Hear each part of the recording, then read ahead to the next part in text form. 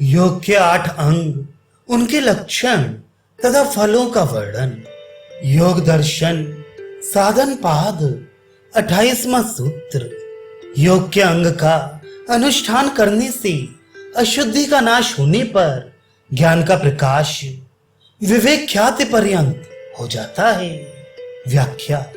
योग के 8 अंगों का अनुष्ठान करने से अर्थात उनको आचरण में लाने से चित्त के मल का अभाव होकर वह सर्वथा निर्मल हो जाता है। उस समय योगी के ज्ञान का प्रकाश विवेक ख्याति तक हो जाता है, अर्थात उसे आत्मा का स्वरूप बुद्धि, अहंकार और इंद्रियों से सर्वथा भिन्न प्रत्यक्ष दिखलाई देता है। उक्त योगांगों के नाम और उनकी संख्या बतलाते हैं। 29वां सूत्र। यम, नियम, आसन, प्राणायाम, प्रत्याहार, धारणा, ध्यान और समाधि, ये 8 योग के अंग हैं। 30वां सूत्र। अहिंसा, सत्य, अस्तेय अर्थात चोरी न करना, ब्रह्मचर्य और अपरिग्रह अर्थात संग्रह का अभाव, ये 5 यम हैं। व्याख्या। पहला यम अहिंसा। मन, वाणी और शरीर से किसी प्राणी को कभी किसी प्रकार किंचन मात्र भी दुख ना देना अहिंसा है। परदोष दर्शन का सर्वथा त्याग भी इसी के अंतर्गत है। दूसरा यम सत्य। इंद्रिय और मन से प्रत्यक्ष देखकर, सुनकर या अनुमान करके जैसा अनुभव किया हो, ठीक वैसा का वैसा ही भाव प्रकट करने के लिए प्रिय और हितकर तथा दूसरे को उद्वेग उत्पन्न न करने वाले जो वचन बोले जाते हैं, उनका नाम सत्य है। इसी प्रकार कपट और छल रहित व्यवहार का नाम सत्य व्यवहार समझना चाहिए। तीसरा यम अस्तेय। दूसरे के स्वत्व का अपहरण करना छल से या अन्य किसी उपाय से अन्याय पूर्वक अपना बना लेना अस्तेय अर्थात चोरी है। चौथा यम ब्रह्मचर्य। मन, वाणी और शरीर से होने वाले सब प्रकार के मैथुनों का सब अवस्थाओं में सदा त्याग करके सब प्रकार से वीर की रक्षा करना ब्रह्मचर्य है।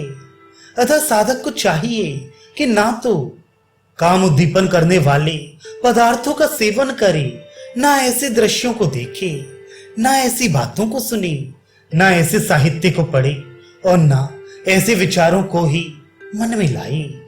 तथा स्त्रियों का और स्त्री आसक्त पुरुषों का संग भी ब्रह्मचर्य में बाधक है। अतः ऐसे संग से सदा सावधानी के साथ अलग रहे। 5वां यम अपरिग्रह। अपने स्वार्थ के लिए ममता पूर्वक धन, संपत्ति और भोग सामग्री का संचय करना परग्रह है। इसके अभाव का नाम अपरग्रह है। उक्त यमों की अब सबसे ऊंची अवस्था बतलाती हैं। 31वां सूत्र। जाति, देश, काल और निमित्त की सीमा से रहित सार्वभौम होने पर महाव्रत हो जाते हैं। व्याख्या। अहिंसा आदि का अनुष्ठान जब सार्वभौम अर्थात सबके साथ, सब जगह और सब समय समान भाव से किया जाता है, तब ये महाव्रत हो जाते हैं। जैसे किसी ने नियम लिया कि मछली के सिवा अन्य जीवों की हिंसा नहीं करूंगा, तो यह जाति अवच्छिन्न अहिंसा है। इसी तरह कोई नियम ले कि मैं तीर्थों में हिंसा नहीं करूंगा, तो यह देश अवच्छिन्न अहिंसा है। कोई ये नियम करे कि मैं एकादशी, अमावस्या और पूर्णिमा को हिंसा नहीं करूंगा, तो यह काल अवच्छिन्न अहिंसा है। कोई नियम करे कि मैं विवाह के अवसर के सिवा अन्य किसी निमित्त से हिंसा नहीं करूंगा, तो यह समय अवच्छिन्न अर्थात निमित्त से संबंधित अहिंसा है। इसी प्रकार सत्य, अस्तेय, ब्रह्मचर्य और अपरग्रह के भी भेद समझ लेना चाहिए। ऐसा यह यमव्रत तो है, परंतु सार्वभौम ना होने के कारण महाव्रत नहीं है। उपर्युक्त प्रकार का प्रतिबंध न लगाकर जब सभी प्राणियों के साथ सब देशों में सदा सर्वदा इनका पालन किया जाए, किसी भी निमित्त से इनमें शिथिलता आने का अवकाश न दिया जाए, तभी सार्वभौम होने पर महाव्रत कहलाते हैं। यमों का वर्णन करके अब नियमों का वर्णन करते हैं। शौच, संतोष, तप, स्वाध्याय और ईश्वर शरणागति, ये 5 नियम हैं। व्याख्या। पहला नियम शौच। जल, मृतिका आदि के द्वारा शरीर, वस्त्र और मकान आदि के मल को दूर करना बाहर की शुद्धि है।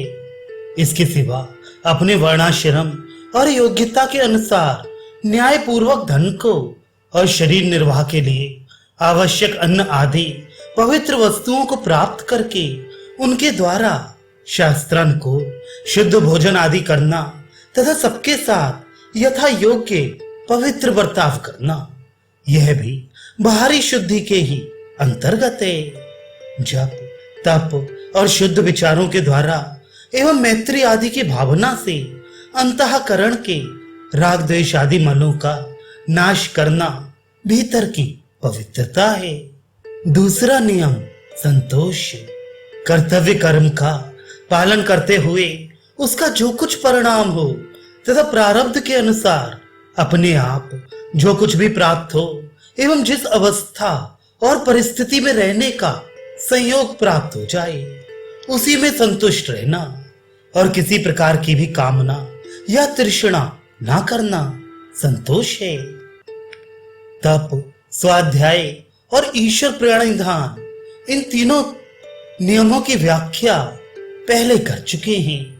अब यम नियमों के अनुष्ठान में विघ्न उपस्थित होने पर उन विघ्नों को हटाने का उपाय बतलाते हैं। 33वां सूत्र।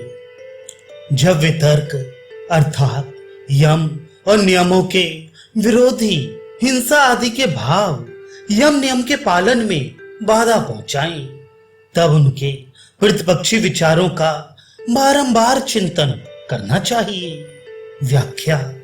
जब कभी संग दोष से या अन्याय पूर्वक किसी के द्वारा सताए जाने पर बदला लेने के लिए या अन्य किसी भी कारण से मन में अहिंसा आदि के विरोधी भाव बाधा पहुंचाएं, अर्थात हिंसा, झूठ, चोरी आदि में प्रवृत्त होकर यम नियम आदि का त्याग कर देने की परिस्थिति उत्पन्न कर दें, तो उस समय उन विरोधी विचारों का नाश करने के लिए उन विचारों में दोष दर्शन रूप प्रतिपक्ष की भावना करनी चाहिए।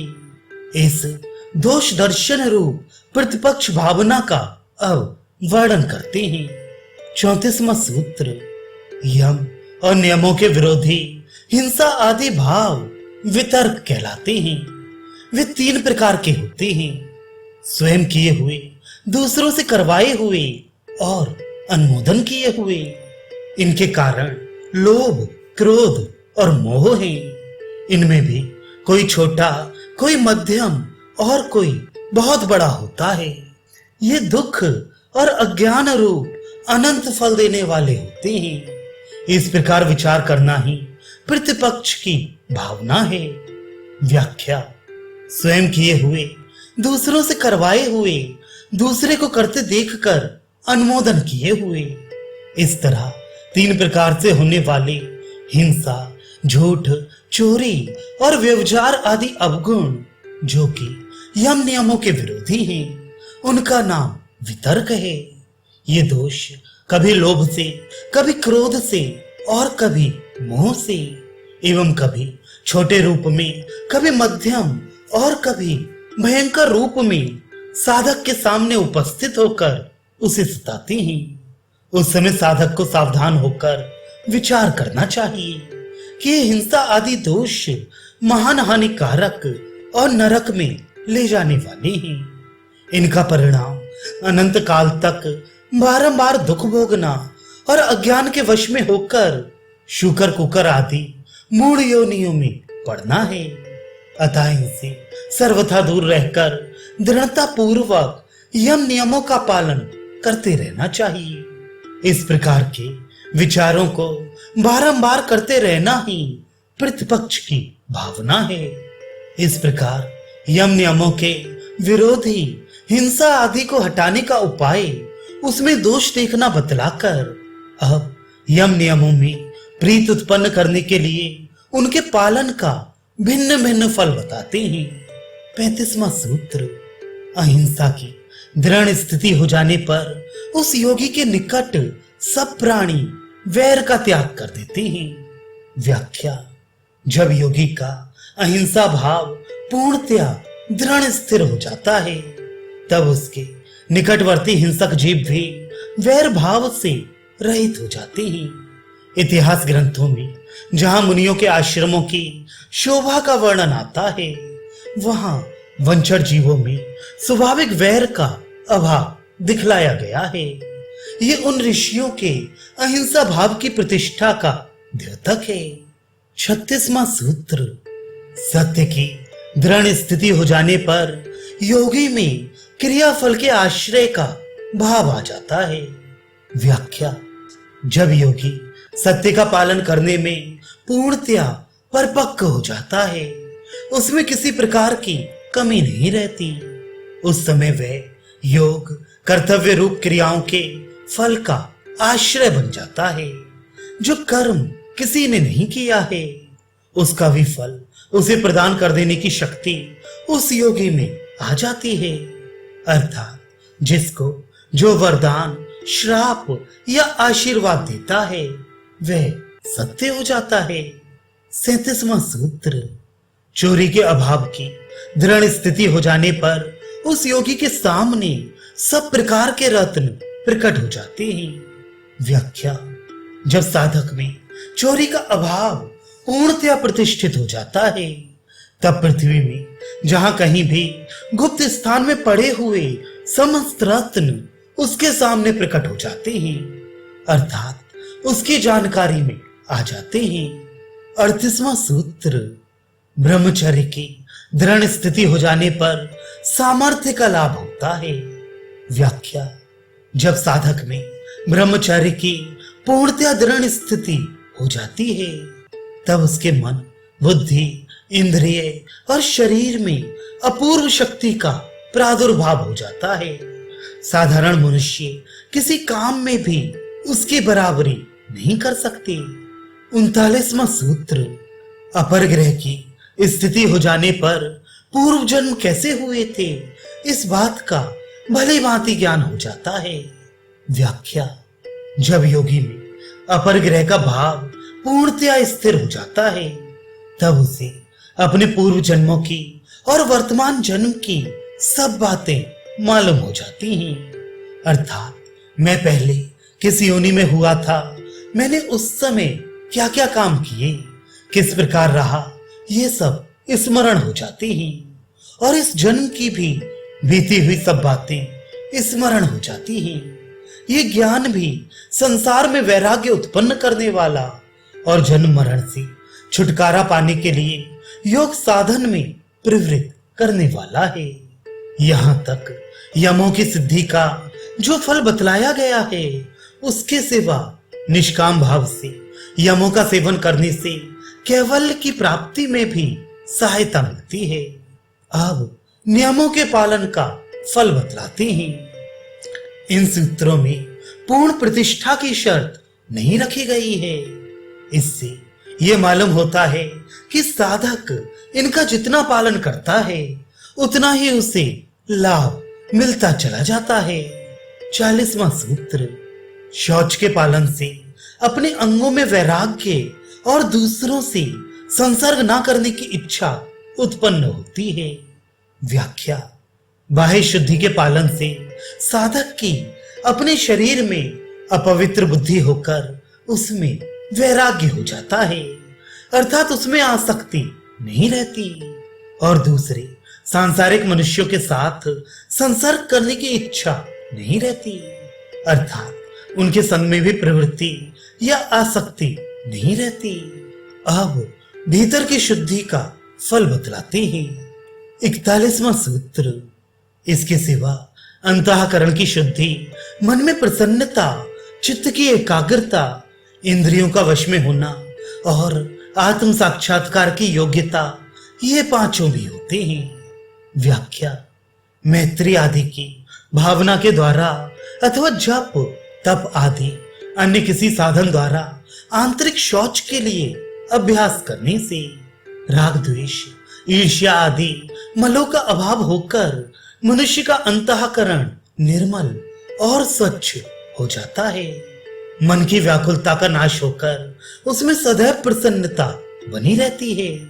विक्षेप दोष का नाश होकर एकाग्रता आ जाती है और सब इंद्रियां मन के वश में हो जाती हैं।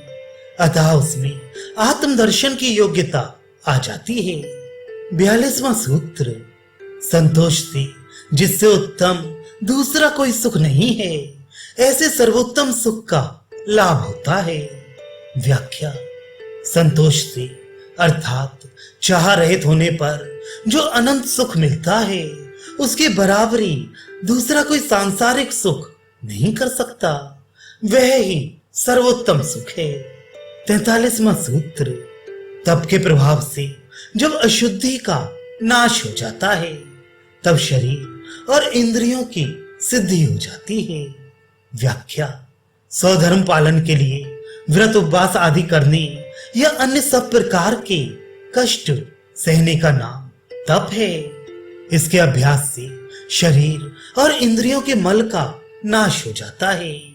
तब योगी का शरीर स्वस्थ, स्वच्छ और हल्का हो जाता है तथा काय संपद रूप शरीर संबंधी सिद्धियां प्राप्त हो जाती हैं एवं सूक्ष्म, दूर देश में और व्यवधान युक्त स्थान में स्थित विषयों को देखना, सुनना आदि इंद्रिय संबंधी सिद्धि भी प्राप्त हो जाती है। 44वां सूत्र: स्वाध्याय से ईश देवता की भली भांति प्राप्ति हो जाती है। व्याख्या: शास्त्राभ्यास, मंत्र जप और अपने जीवन का अध्ययन रूप स्वाध्याय के प्रभाव से योगी जिस ईश देव का दर्शन करना चाहता है, उसी का दर्शन हो जाता है। 45वां सूत्र: ईश्वर प्रणिधान से समाधि की सिद्धि हो जाती है। व्याख्या: ईश्वर की शरणागत से योग साधन में आने वाले विघ्नों का नाश होकर शीघ्र ही समाधि निष्पन्न हो जाती है, क्योंकि ईश्वर पर निर्भर रहने वाला साधक तो केवल तत्परता से साधन करता रहता है। उसे साधन के परिणाम की चिंता नहीं रहती।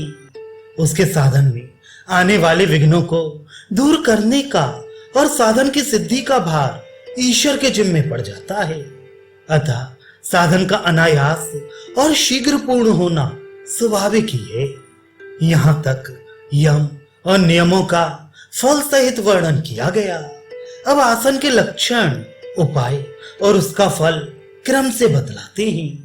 46वां सूत्र: निश्चल सुखपूर्वक बैठने का नाम आसन है। व्याख्या: हठ योग में आसनों के बहुत से भेद बतलाए गए हैं, परंतु यहाँ उनका वर्णन नहीं करके बैठने का तरीका साधक की इच्छा पर ही छोड़ दिया है। भाव यह है कि जो साधक अपनी योग्यता के अनुसार जिस रीत से बिना हिले ढुले स्थिर भाव से सुखपूर्वक बिना किसी प्रकार की पीड़ा के बहुत समय तक बैठ सके, वही आसन उसके लिए उपयुक्त है। इसके सिवा जिस पर बैठकर साधन किया जाता है, उसका नाम भी आसन है। अतः वह भी स्थिर और सुखपूर्वक बैठने लायक होना चाहिए। 47वां सूत्र: उक्त आसन प्रयत्न की शिथिलता से और अनंत परमात्मा में मन लगाने से सिद्ध होता है। व्याख्या: शरीर को सीधा और स्थिर करके सुखपूर्वक बैठ जाने के बाद शरीर संबंधी सब प्रकार की चेष्टाओं का त्याग कर देना ही प्रयत्न की शिथिलता है। इससे और परमात्मा में मन लगाने से इन दो उपायों से आसन की सिद्धि होती है। 48वां सूत्र: आसन की सिद्धि से शीत उष्ण आदि द्वंद्वों का आघात नहीं लगता। व्याख्या: आसन सिद्धि हो जाने से शरीर पर सर्दी, गर्मी आदि द्वंद्वों का प्रभाव नहीं पड़ता। शरीर में उन सबको बिना किसी प्रकार की पीड़ा के सहन करने की शक्ति आ जाती है। अतः वे द्वंद्व चित्त को चंचल बनाकर साधन में विघ्न नहीं डाल सकते। अब प्राणायाम का सामान्य लक्षण बतलाते हैं। 49वां सूत्र। आसन की सिद्धि होने के बाद श्वास और प्रश्वास की गति का रुक जाना प्राणायाम है। व्याख्या। प्राणवायु का शरीर में प्रविष्ट होना श्वास है और बाहर निकलना प्रश्वास है। इन दोनों की गति का रुक जाना अर्थात प्राणवायु की गमन आगमन रूप क्रिया का बंद हो जाना ही प्राणायाम का सामान्य लक्षण है। यहाँ आसन की सिद्धि के बाद प्राणायाम का संपन्न होना बतलाया है। इसमें यह प्रतीत होता है कि आसन की स्थिरता का अभ्यास किए बिना ही जो प्राणायाम करते हैं वे गलत रास्ते पे हैं। प्राणायाम का अभ्यास करते समय आसन की स्थिरता परम आवश्यक है। अब 3 प्रकार के प्राणायामों का वर्णन करते हैं। 50वां सूत्र। प्राणायाम बाह्य वृत्ति, आभ्यंतर वृत्ति और स्तंभ वृत्ति ऐसे 3 प्रकार का होता है तथा वे देश, काल और संख्या द्वारा भली भांति देखा जाता हुआ लंबा और हल्का होता जाता है। यहाँ तीनों प्रकार के ही प्राणायामों को साधक देश, काल और संख्या द्वारा देखता रहता है कि वे किस अवस्था तक पहुंच चुके हैं। इस प्रकार परीक्षा करते करते वे प्राणायाम जैसे जैसे उन्नत होते जाते हैं वैसे ही वैसे उनमें लंबाई और हल्कापन बढ़ता चला जाता है।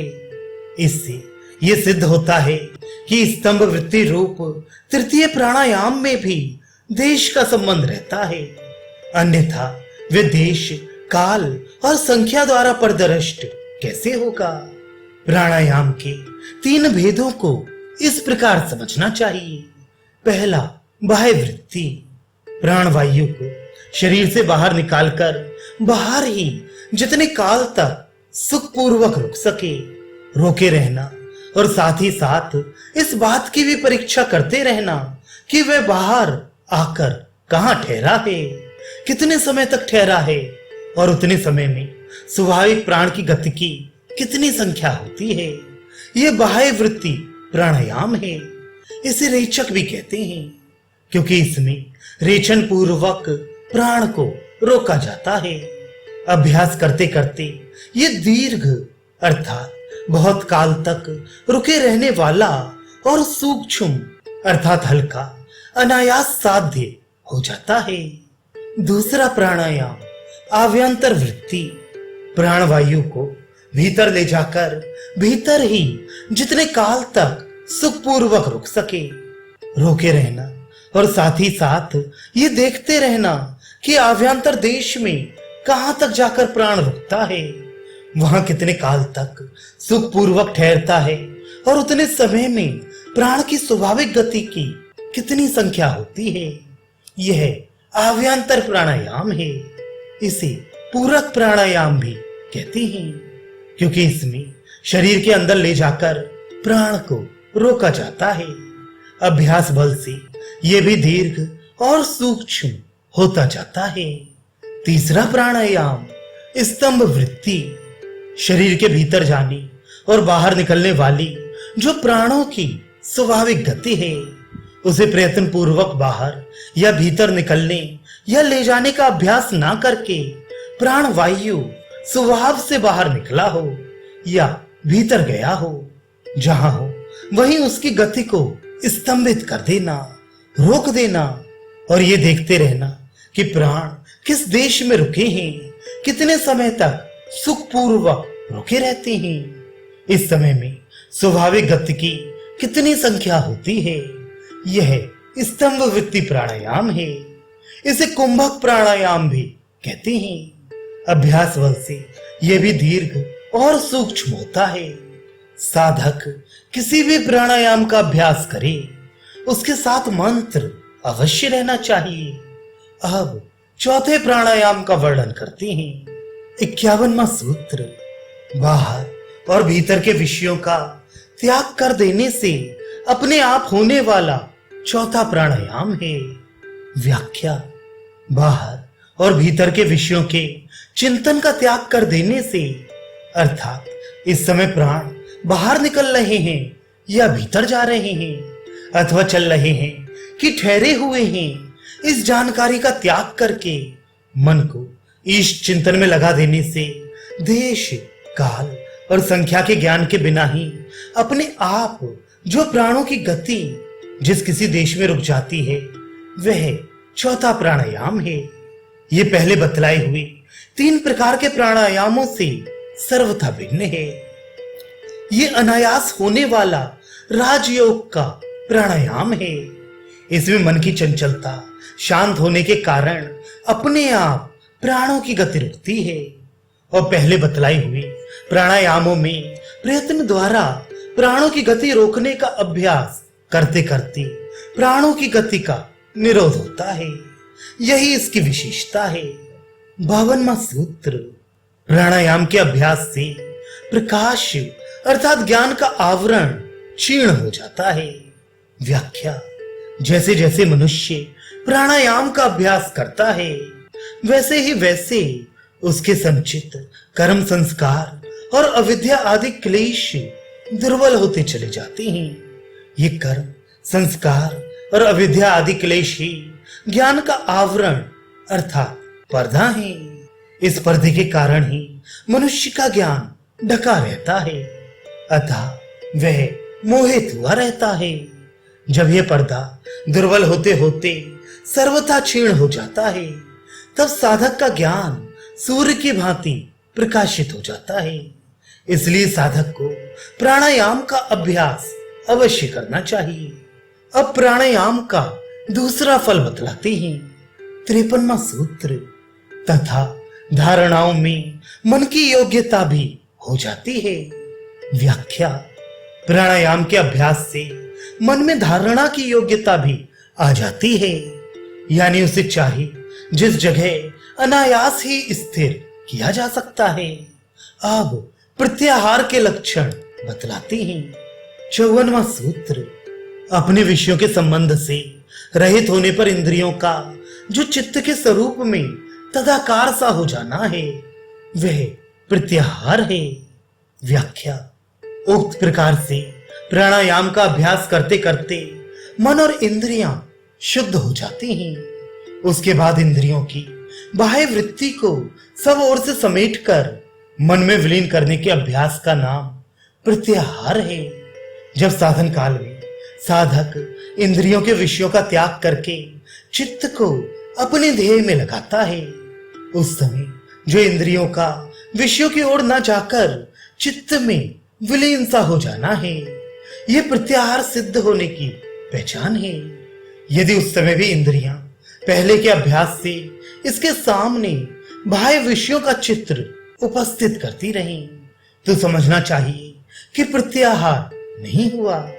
उपनिषदों में भी वाक शब्द से उपलक्षित इंद्रियों को मन में निरुद्ध करने की बात कहकर यही भाव दिखलाया है। अब प्रत्याहार का फल बतलाकर इस साधन पाद की समाप्ति करते हैं। 55वां सूत्र, प्रत्याहार से इंद्रियों की परम वश्यता हो जाती है। व्याख्या, प्रत्याहार सिद्ध हो जाने पर योगी की इंद्रियां उसके सर्वथा वश में हो जाती हैं। उनकी स्वतंत्रता का सर्वथा अभाव हो जाता है। प्रत्याहार की सिद्धि हो जाने के बाद इंद्रिय विजय के लिए अन्य साधन की आवश्यकता नहीं रहती।